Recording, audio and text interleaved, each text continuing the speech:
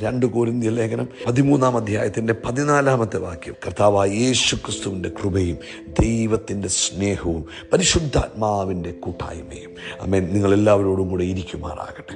നമുക്കെല്ലാം സ്ഥിരമായി നമ്മൾ മീറ്റിങ്ങുകൾ കഴിയുമ്പോൾ അവസാനിപ്പിക്കുവാനായിട്ട് പറയുന്ന ആശീർവാദ വാക്യമാണ്. എന്നാൽ പരിശുദ്ധാത്മാവിൽ നമ്മളെ ആ കൂട്ടായ്മ ബന്ധം, ആമേൻ ദൈവ പൈതലിനെ സംബന്ധിച്ചിടത്തോളം നമുക്ക് അസാധാരണമായ കൂട്ടായ്മ ബന്ധം വേണം. ഒരു ദൈവ പൈതൽ യേശു ക്രിസ്തുവിനെ കർത്താവെന്ന് ഏറ്റുപറയുന്നത് ആ വ്യക്തിയുടെ ഉള്ളിൽ പരിശുദ്ധാത്മാവ് വന്നതുകൊണ്ടാണ്. അതുകൊണ്ട് വീണ്ടും ജനിക്കപ്പെട്ട എല്ലാവരുടെയും ഉള്ളിൽ ആരുണ്ട്? പരിശുദ്ധാത്മാവുണ്ട്. ആ പരിശുദ്ധാത്മാവുമായിട്ട് സഹകരിക്കുന്നതാണ് ഇനി നമ്മുടെ ജീവിതത്തെ മുൻപോട്ട് നയിക്കുന്നത്, ജയകരമായി ജീവിക്കുവാൻ ആമേൻ നമ്മളെ സഹായിക്കുന്നത് ദൈവത്തിൻ്റെ പരിശുദ്ധാത്മാവ്. നമ്മൾ ഒരു 100 ദൈവമക്കളെ ഒന്നിച്ചെടുത്ത് നോക്കുമ്പോൾ അതിനകത്ത് പല രീതിയിൽ ജീവിക്കുന്നവരുണ്ട്. ഭയങ്കര വിശ്വാസത്തിൽ ജയിച്ച് മുന്നേറിയവരെ കാണാൻ കഴിയും. എന്നാൽ ആമേൻ ആവറേജായിട്ട് ജീവിക്കുന്നവരെ കാണാൻ കഴിയും. എന്നാൽ ഒരു ലെവലിലും എങ്ങും എത്താതെ ജീവിക്കുന്നവരെയും കാണാൻ കഴിയും. ഇതൊന്നും നമ്മുടെ കർത്താവിൻ്റെ കുഴപ്പമല്ല, ഇതൊന്നും നമ്മുടെ പരിശുദ്ധാത്മാവിൻ്റെ കുഴപ്പവുമല്ല. പിന്നെ ഇതെന്തുവാ?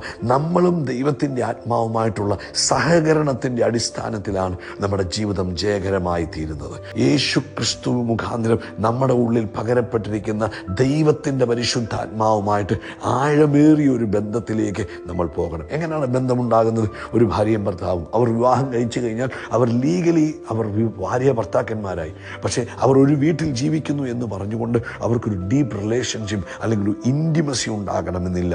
അവർ പരസ്പരം അവരെ ഷെയർ ചെയ്യുമ്പോൾ, അവർ സംസാരിക്കുമ്പോൾ, അവർ ടൈം ടുഗദർ, അവർ സമയം ഒന്നിച്ച് സ്പെൻഡ് ചെയ്യുമ്പോൾ അവരുടെ ബന്ധം ആഴമേറിയതാകും. അപ്പോൾ അവർ അങ്ങോട്ടും ഇങ്ങോട്ടും കാര്യങ്ങൾ പറയുവാൻ തുടങ്ങും. അവർ അങ്ങോട്ടും ഇങ്ങോട്ടും അറിയാൻ തുടങ്ങും. ഒരാൾ മറ്റൊരാളെയും ഈ ആളിനെയും തിരിച്ചറിയുന്നു. അവരുടെ ടേസ്റ്റ് മനസ്സിലാക്കുന്നു, അവരുടെ സ്വഭാവത്തെ മനസ്സിലാക്കുന്നു, അവരുടെ ഇഷ്ടാനുഷ്ഠാനങ്ങളെ മനസ്സിലാക്കുന്നു. ഇതെല്ലാം സംഭവിക്കുന്നത് എങ്ങനെയാണ്? കൂട്ടായ്മ ബന്ധത്തിലൂടെയാണ്. പ്രിയപ്പെട്ടവരെ, അത് ആഴമേറിയ ബന്ധമാണ്. ഇതേ ഒരു ബന്ധമാണ് നമുക്ക് ആരുമായിട്ട് വേണ്ടത്? ദൈവത്തിൻ്റെ പരിശുദ്ധാത്മാവുമായിട്ട് വേണ്ടത്. അതെങ്ങനെ സാധിക്കും? അത് നമ്മൾ ദൈവത്തിൻ്റെ പരിശുദ്ധാത്മാവുമായിട്ട് സമയം ചിലവഴിക്കുന്നതിന് അനുസൃതമായിട്ടാണ് നമുക്ക് ആഴമേറിയ ബന്ധമുണ്ടാകുന്നത്. കർത്താവ് നമ്മളെ വിളിക്കുന്നത് ആഴമേറിയ ബന്ധത്തിലേക്കാണ്, അല്ലാതെ ഒരു കാഷ്വൽ റിലേഷൻഷിപ്പിന് വേണ്ടി അല്ല പരിശുദ്ധാത്മാവ് നമ്മളെ വിളിക്കുന്നത്. എല്ലാവരെയും ദൈവത്തിൻ്റെ പരിശുദ്ധാത്മാവ് ഇൻവൈറ്റ് ചെയ്യുന്ന ഒരു ഡീപ്പ് ഇൻറ്റിമേറ്റ് റിലേഷൻഷിപ്പിലേക്കാണ്, ആഴമേറിയ ബന്ധത്തിലേക്കാണ്. അതുകൊണ്ട് നിങ്ങൾ ശുശ്രൂഷ ചെയ്യുന്നവരാകാം, നിങ്ങൾ സാധാരണ ഒരു വിശ്വാസിയാകാം,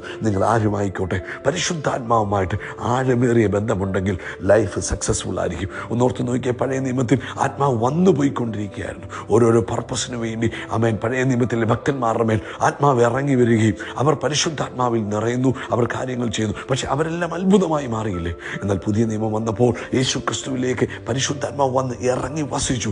പരിശുദ്ധാത്മാവ് ഇറങ്ങി വന്ന് വസിച്ച യേശുവിൻ്റെ ജീവിതം നോക്കിക്കേ. അത് കഴിഞ്ഞ് പെന്തക്കോസ്ത് നാളിൽ ആത്മാവ് ശിഷ്യന്മാരുടെ മേൽ ഇറങ്ങി വന്ന് വസിച്ചു. അവരുടെ ജീവിതം നോക്കിക്കേ. ആമേൻ. പൗലോസിൻ്റെ മേൽ ആ പരിശുദ്ധാത്മാവ് ഇറങ്ങി വന്ന് വസിച്ചു. ആ പൗലോസിൻ്റെ ജീവിതം നോക്കിക്കേ. പ്രിയപ്പെട്ടവരെ, അതുപോലൊരു ജീവിതം നയിക്കാനാണ് സ്വർഗത്തിലെ ദൈവം നമ്മളെയും തിരഞ്ഞെടുത്തത്. We are really blessed. We are permanently blessed and highly favored. God bless you.